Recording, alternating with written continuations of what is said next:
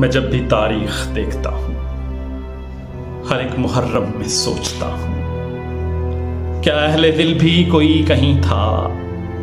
ये कहने वाला कोई नहीं था। अगर मैं उस वक्त जिंदा होता, यजीदी फौजों को जाके रोता, मैं उनके कदमों को जा पकड़ता, मैं उनके पैरों में जाके पड़ता, ये उनसे कहता कि सारे लोगों खुदारा मिलके ये सारे सोचो, खुदारा मिलके ये सारे सोचो। खुदा को हम सब ही जानते हैं, नबी मोहम्मद को मानते हैं सल्लल्लाहु अलैहि वसल्लम।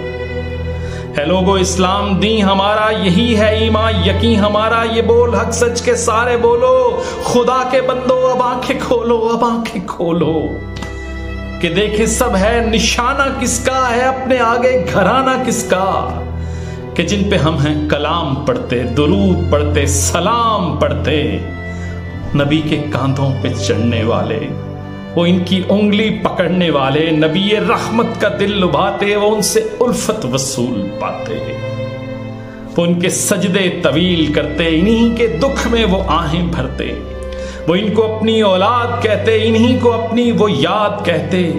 क्या इनको हम लोग मार देंगे? क्या एक हुकूमत पे वार देंगे? लहद में अपनी उतर न जाएं कि इससे पहले ही मर न जाएं। नबी के होंठों ने जिनको चूमा, सभी ने देखा कि इनको चूमा।